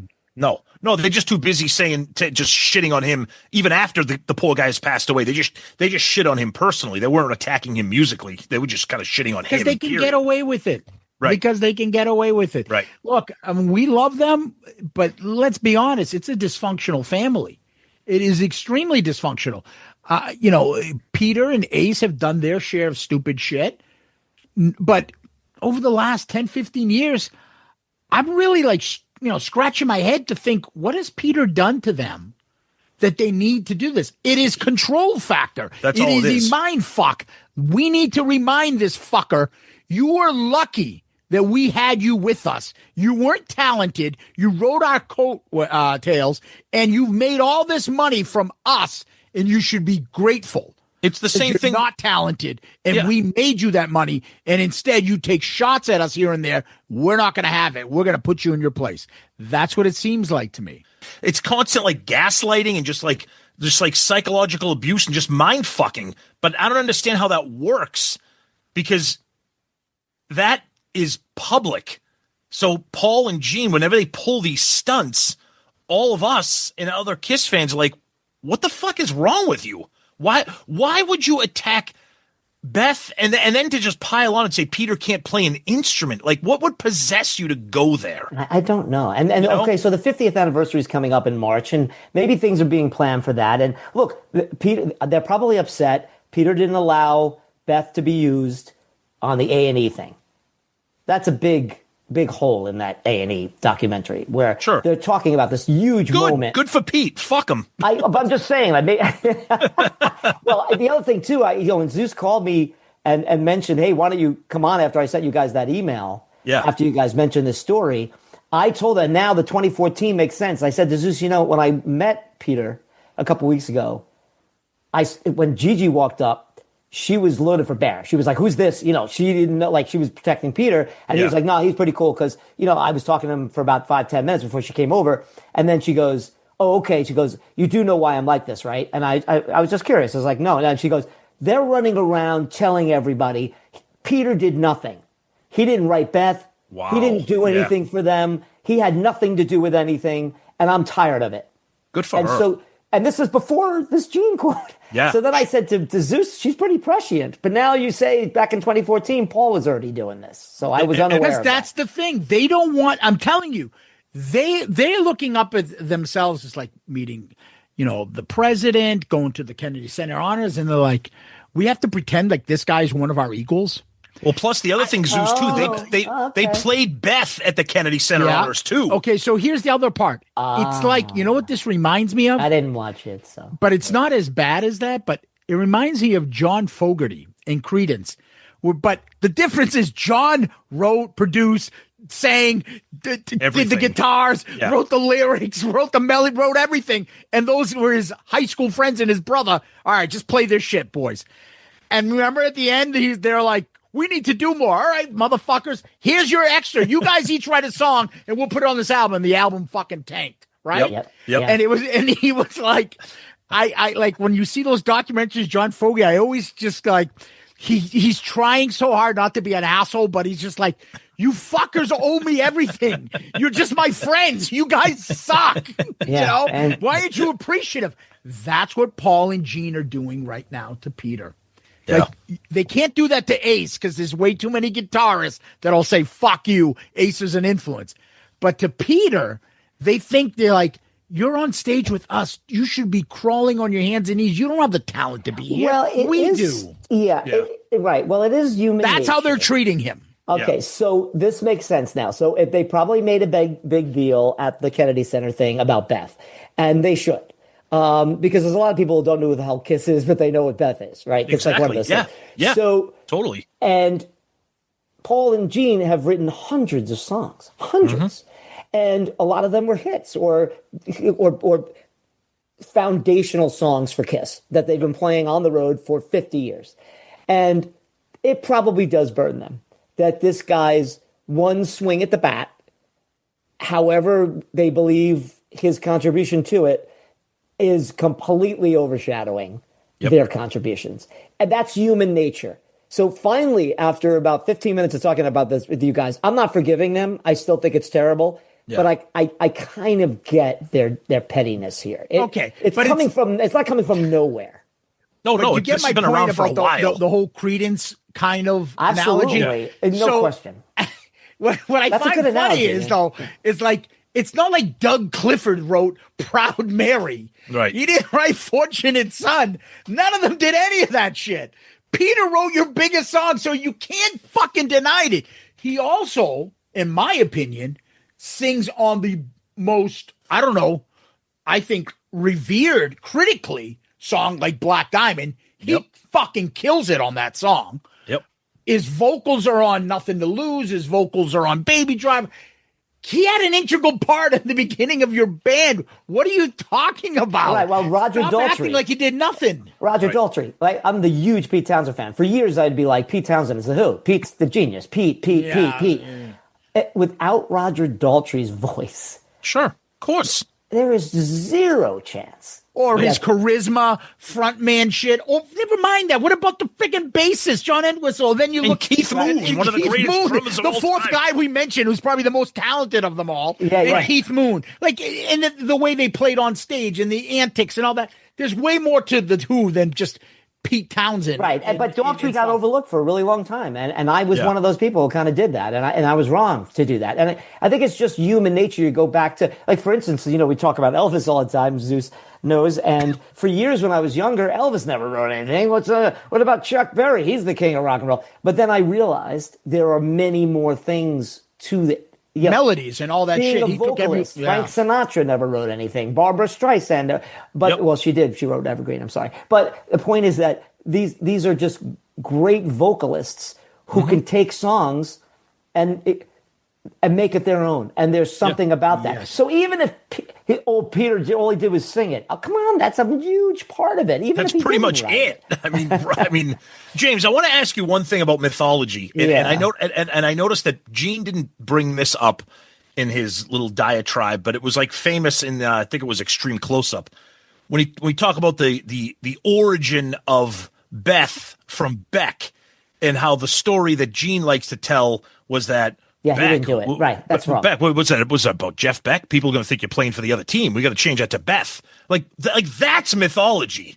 Yes, that is correct. He might have made that joke, and I'm not Gene. I wasn't there. Right. But Bob told me this, and Bob, like I said, if you're going to give songwriting credit for Beth, 80% of it goes to Bob Ezrin. And the song that you hear, this sentimental ballad about Bob wrote that last verse to make it like, I'm a good person. I want to be with you. Whereas Beck is, stop nagging me. You heard, he used the B word in that thing, Pendray. So Bob changed the whole pathos of that song. He obviously is classically trained. There's a lot of classical. When I interviewed my good friend Peter Blazovic, who is my go-to guy, classically trained pianist, when I went to him, when I was working on this book, I'm like, what is going on here? And Pete, he had heard Beth on the radio and stuff like that, but he was like, nobody in the history, I don't care if it's Steely Dan, Elton John, nobody would write this unless you were fully classically trained. So forget about Peter and Gene and everything else, but it was Bob who said, you should do Beth because Beth is a sweet way you can say it. It's not, doesn't have that hard k. It's simple for Bob, right? Which makes sense. And the other myths of everything is that all this stuff seems to have its own momentum. I'll give you an example. One of the things that Peter completely made up, and Stan Penridge cuts that off, and I mentioned that in my book.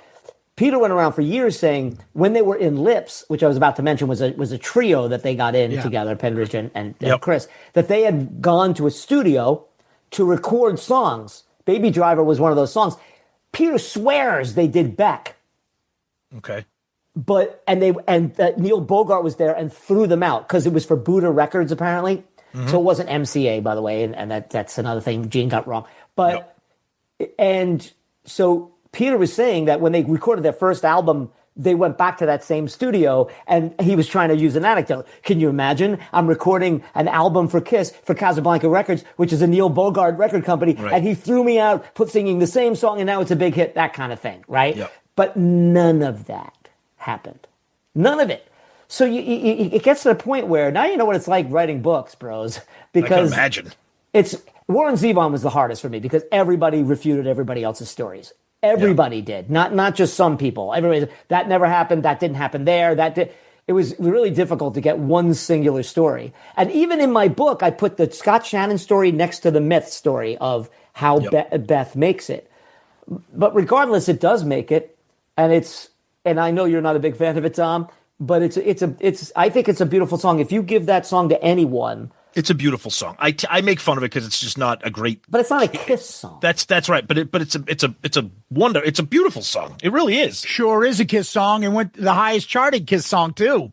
It sure did. And you guys, as much as Paul and Gene don't want to admit it, James, real quick, just to clarify that. So to be credited as a songwriter on a song, you just have to have anything to do with the creation of the song, the lyrics, the melody, harmony, the music, like a note, a bridge, and then you get songwriting credit. Anything, yeah. Okay. You can fight for it. Wait a minute, you can fight for it, but there is kind of a wink, wink. If people are collaborating, I just gave you one lyric. That's okay. You give me a lyric, But if you I don't really know you that well. I gave you that line. You're going to fucking give me some credit. And it's not 50-50 split. It could be a smaller percentage, correct? Yeah. I mean, look, this is not an Alan Freed, Don Kirshner, or, the American Bandstand guy who were DJs and they just slapped their names on records. Maybelline, written by Chuck Berry, and, you had all these monsters involved. Yeah. It's not that. What's happening here is not. The Sopranos did an episode about that where he did that. Yeah, right? sure. All that those guys did that. He's like, "What are you talking about? I've written 10 songs. It's like 10 $1 million selling songs." They're like, "Bullshit, you did. Yes. You conned some desperate guy and put your name on that shit." Yeah, the history of rock music, the history of blues music, pop music, soul music, it's just replete with people getting ripped off. Colonel Parker did that too for Elvis. Colonel Parker. He gave him all the publishing for it and made him a fortune. And there's so much of that shit. That's why Elvis never did big friggin' duets with people, because he'd be like, "Yeah, that's an Elvis song. He's getting all publishing on it." And that's why Lieber and Stoller left. Lieber and Stoller left them because I read their book and they were like, "We loved Elvis, but I think it was 17 or 19 of their songs he did." Yeah, and then eventually all of his best songs in the beginning were from Lieber and Stoller. Yeah, so this is not King that. Creole. Yeah. So can you give us a definitive answer, James? Did Peter Criss write Beth? Yes. That's it. Yes, he did. That's it. Stan Penridge never denied that he didn't. Peter's always said that was my melody. I worked on the melody with him. They both agree that Michael Brandt was the guy on the phone. Like I said, maybe we figured out in this podcast that Michael Brandt maybe deserves, some credits here. But if you're going to put a percentage on it, though, the final underlining concept here is that Bob Ezrin took that song and went back and slathered all his Bob Ezra-ness on it. And not just the production style. The guy was a great songwriter. He could take songs, he could make them much better. And in this case, he wrote it in whole cloth. He did a lot of stuff for Alice Cooper, did a lot of stuff on The Wall, did a lot of stuff for Peter Gabriel. But I think if you sat Bob down right now and said, what's the one song that you wrote soup to nuts? Yeah. He would say Beth. Okay. Now, let me ask you, is it Michael Benvinga? Is that what you're trying to say? Is that what his name is? Different guy. No, it's Mike. It's Mike. I just want to make sure that it's not different him. guy. Mike Brand. It's Mike Brand. Okay, Yeah. I just want to make sure it's not Benvinga. That's the guy on that Peter thanks on the solo album. Yeah. All right. Yeah, I just wonder. want to make sure. I wonder. I always used to, when I was a kid, I'd see Steve Cornell on Kiss records. Yeah. Obviously he was in the band prior to that. Yeah, right. Steve the pedo. Sorry. I wonder where Michael Brand is today. I don't know. I don't know. Stan Penridge did sue I have a Kiss. 9-inch dick. I'm sorry. I'm talking over Paul. Stan Penridge sued Kiss, and it was a big lawsuit, like in the 80s.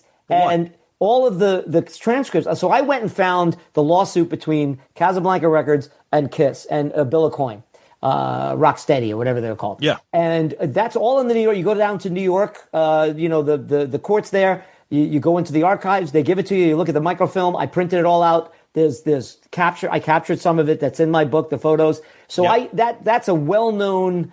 I described the whole thing between the royalty thing and all. But Stan Penridge case is completely locked. You can't get in there. Wow. And I guarantee that if you could get the transcripts, Zeus, of the I'm looking at you there, counselor, if you could get something, that would be a big coup. There's testimony there that might shed a lot of light on what Peter and he did in that in that apartment in 70, 71. Yeah. Wow. Well, James, as always, enlightening. It's a treasure to have you as a friend and as a Kiss geek like us. We love it. What are you working on now? I mean, your books are just stupendous. So can you shed a little light on what you have coming up, working on, or what are you doing? Yeah, so I am working on a new book. Again, like last time I talked to you guys, I really have. It hasn't really been officially. I always say purchased, but accepted by, or I haven't signed with the publisher yet. So sort of in limbo. Not that they don't want it, but it's just, they just got bought out by Bloomsbury. I think I told you guys for my Prince book. So it's been really kind of weird over there. Yep. But I'm hoping that I get to finish it. I'm about halfway through that. I did, as I mentioned to you guys, start a thing called Profonde Musique, which is my own Patreon. Oh, that's right. Yes, congrats. Thank you. It's my own Patreon thing. And every Tuesday and Wednesday, Tuesdays I release new writing. And on Thursdays, multimedia stuff. So, songs, interviews, things like that. And, my usual music writing on Tuesdays, covering new music, writing about old music and classic rock and things like that. So thanks for asking. Yeah. And, always. Well, and unfortunately, I'm an avid reader, but I am a slow reader because when I read when I get into bed. And unfortunately, I get into bed when I'm tired. So I read. And I'm like, I'm going to read, and I get through like 6 pages, and the book falls flat on my chest, and I fall asleep. It has nothing to do with the content and the quality of what I'm reading. Trust me, because I'm almost done with the Prince book. That's great. First of all, I love Prince. I love his story. We said this to you when we had you on before. The way that you write books and take snapshots of people's careers. Like what you did with Destroyer and what you did with Prince and the Revolution, like it's the best way to read a to read about an artist that you love. I love it because I've read like 600-page Zeppelin books, and it's like, when Jimmy Page was delivering papers at age 9, I'm like, I don't care. I don't want to know about Jimmy Page delivering papers when he was age 9. I want to know about when Jimmy Page was in the Yardbirds and how he came into Zeppelin. Like, you know what I mean?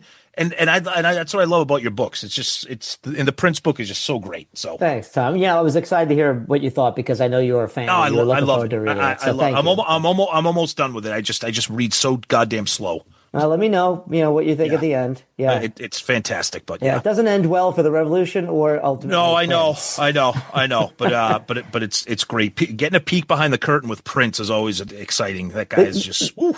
The tough thing about writing, I wrote it like a novel, as I told you guys earlier, and the tough thing about writing about something like that, any of these things, people know how it turns out. They know the Beatles break up. They go on the roof and then they break up. Yeah. You just know it. We know that Elvis dies, in his bathroom at, Graceland. We know how Jimi Hendrix died. Yeah, you know it, but yet you find yourself rooting and you think somehow, I read this book about John Lennon a couple of years ago, his last year. Maybe he doesn't get shot at the end of the book. Kenneth Womack, and I got to tell you, the way Womack wrote that up until the last couple of pages, because he and Kenneth is a good friend of mine. He's a wonderful writer. The way he wrote that, where John was getting together a band, he was going to go to London to go visit Aunt Mimi. He was going to finally leave New York. He could leave now. He had a visa. He was going to tour with the band, and then you think there's December 8th, 1980 never goes away. Yeah. It's like when you watch Titanic, you're like, shit, the boat sinks. That sucks. Yeah, that's why I started watching this in the first place. I forgot that's what I was watching. Gentlemen, thank you so much. You guys are the best. James, you're the best, man. Books I've ever had. So thank you both. Thank you so much. You're hurting me. You're really hurting me. Sorry we were so mean to you, Paul. James, you rock. We appreciate you. When we want an expert on it, anything that's Destroyer, we always go to the best. So thank you for coming on, buddy. If I forgot anything, I'll send you an email. You could read it in the next episode. I know you're going to, because you're about as bad as OCD as I am. And you're like, oh shit, I forgot to remember. And if you get it to me before, I'll put it in the episode when we record our part tomorrow. Oh, that's very sweet of you. No, I'll just throw it in an email. I will say this, though. Can I say something real quick? I got to Please. When you guys did your year in review, you skipped that you interviewed me for the Prince book on your dorm damage, and you did not remember that. Zeus, that's not true. Because we didn't do play-by-play on dorm damage. We only didn't? did Okay. a couple things from dorm damage. One was I stand corrected. Yeah, we didn't forget. We didn't forget. Yeah, we didn't do a play-by-play on all the episodes on dorm damage. We talked about a couple specific, like how we did a Halloween themed movie. We did a Christmas themed movie in December, and then we also mentioned that we did the a week in the life of Shout Out Loudcast. I think. Oh my goodness, that Rudolph the Red-Nosed Reindeer. I shared that with like love that. 50 people. That was genius. You are so right. Santa is a total ass in that. Yeah. He's the worst. Wow. He's the Everybody's worst. the worst. Now that I need you, Rudolph, why don't you come and take off my sleigh? Rudolph should have been like, suck on these nuts, Santa. Rudolph was like, Rudolph would have been like, double birds. Go fuck yourself, Santa. Yeah, that was fantastic. And that fat wife of yours. Get the fuck out of here, the two of you. Now I've done it. You guys are the best. You guys are the best. Thank you so much. James, thanks, man. We'll be in touch as always. All right, buddy. All right. Tom, that was our friend in Shout It Out Loudcast Hall of Famer, James Campion. Great time. Great. I love talking to that guy. Talk about getting into the weeds of stuff. And I love that not only is he a friend, not only is he a fan, not only is he a listener and a Hall of Famer, but he's such a great resource for this. I love that we could have him on. He had sent us an email and we were like, no. You got to come on. We have to have a conversation about this because this is a huge thing. And it was perfect because literally about an hour before he came on, the Blabbermouth story broke that we discussed with Peter responding to Gene. So the timing was perfect. So just always a ton of fun with James. And the other exciting part is now he's going to become a member of the Pantheon family with his podcast. That's amazing. I love it. Good for him. So he's going to be joining. I mean, I think we're almost up to 10 people that we helped or connect with Pantheon over the time. It's awesome. Yep. And James is a good friend, deserves everything good coming to him. So yeah. Between Mike Shue and Mistress Carrie from locally here in Boston. Yep. To now Decibel Geek is on. Jacob Givens is on. Yep. Grown Up Rock. Cobras and Fire. James Campion. There's just been and a few others I'm just forgetting, but that we've introduced or talked to about and coming on. So the Patreon family is growing. We love to see this.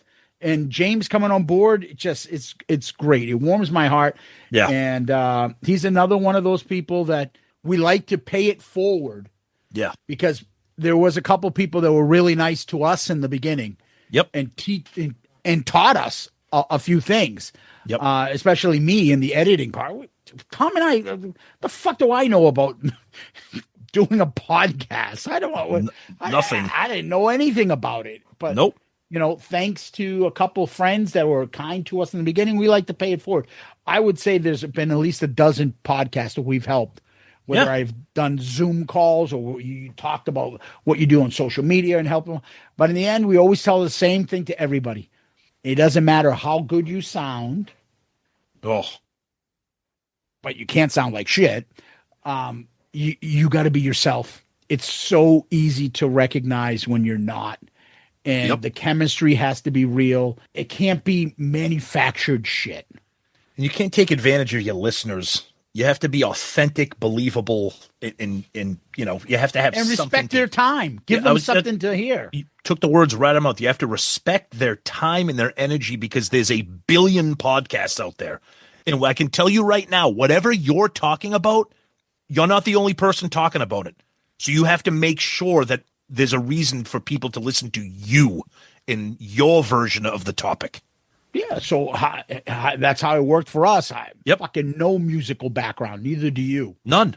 Not in the industry. Not a musician. Not a record guy. None of that shit. Don't know anybody. But we have fun with this stuff. Yep. And you guys get that's it. what we can say. The advice is to other people. But be you.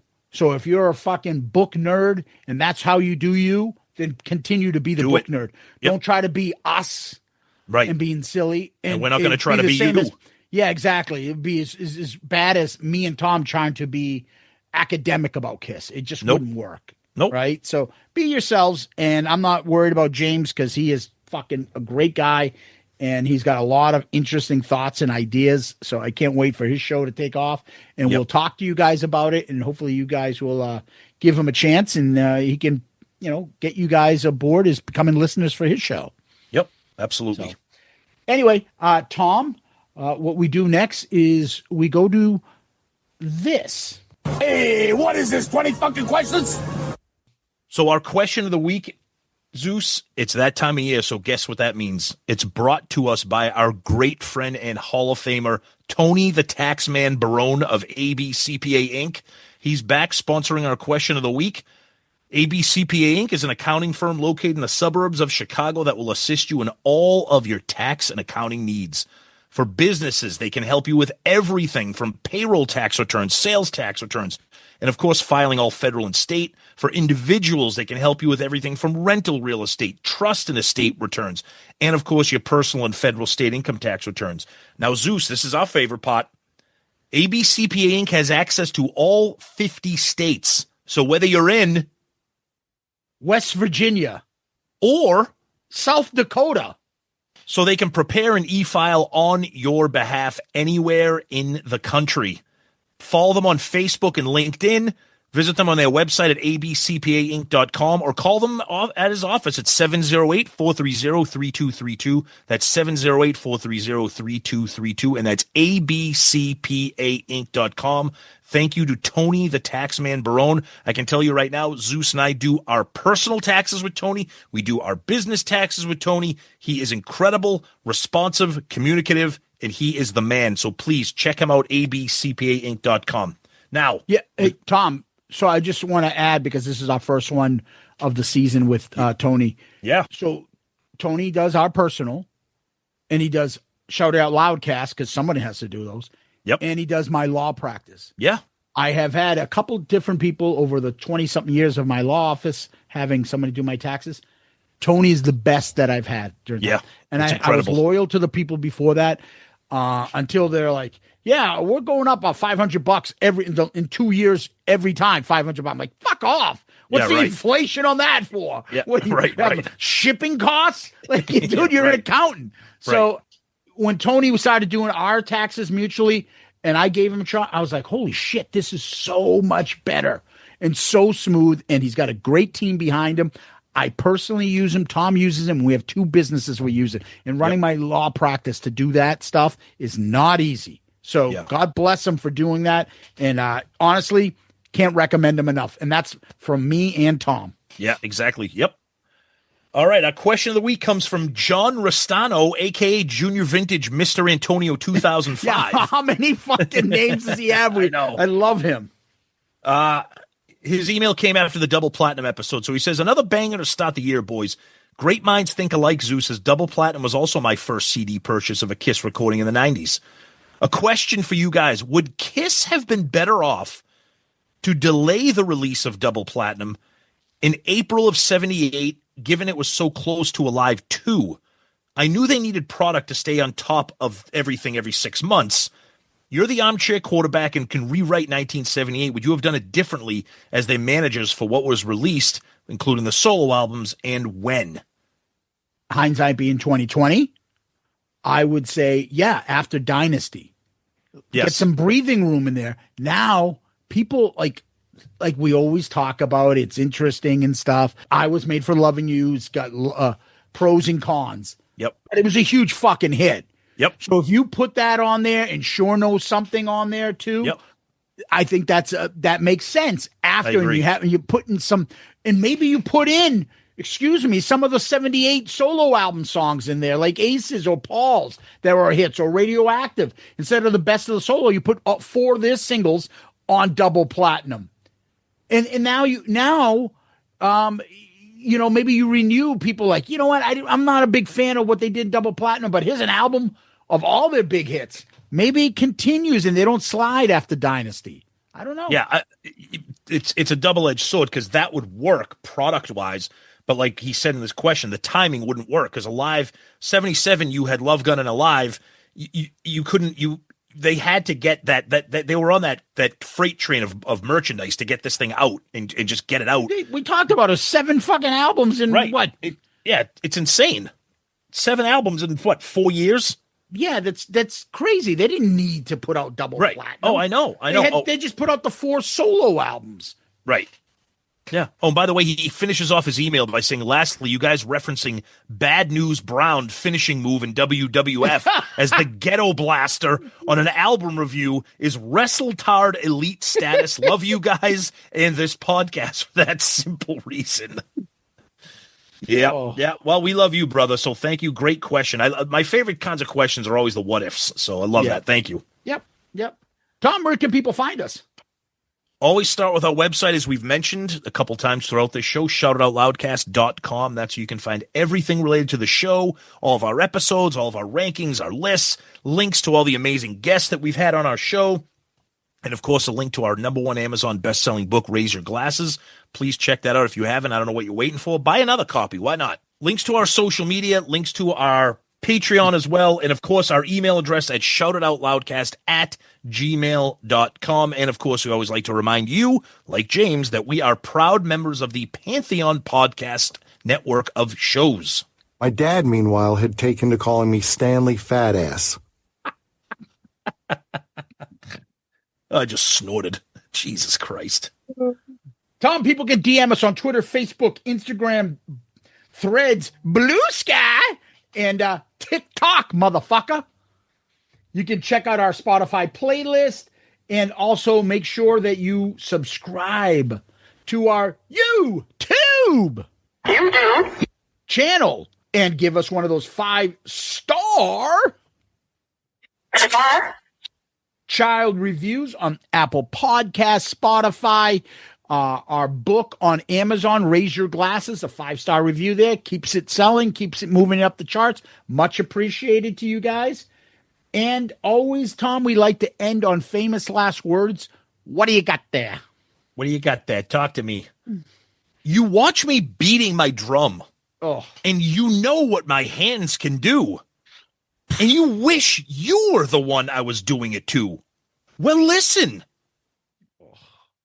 I don't want anybody, I'm sorry, just to ever defend that song. Ever. I got one for you, Tom. Ooh. Episode centric. Ooh. Don't ask me where I were last night. It ain't none of your concern. Who I see and what I do ain't none of your business. Dude, I almost picked that one. I wish that made the album. It didn't fit Destroyer, but I love it. What's that song? If I want to go freaking on the weekend, none of your business. That ain't none of your business. What's that? Was that Salt and Pepper? I think so. I think so. No, ain't none of your business. Probably. Maybe it was Slick Rick. I don't know.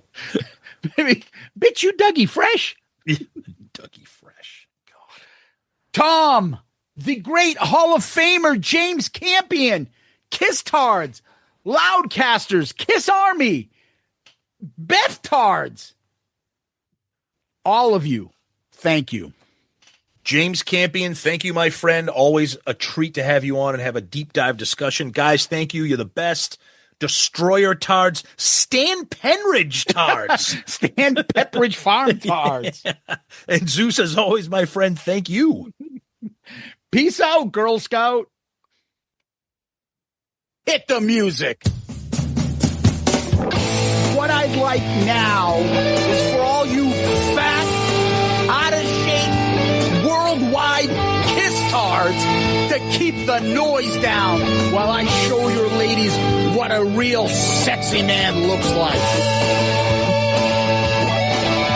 Listen, all you people out there sitting on rented furniture, settle down. Cut the music. Anybody seen Richie? Anybody know why Richie did Bobby Lupo?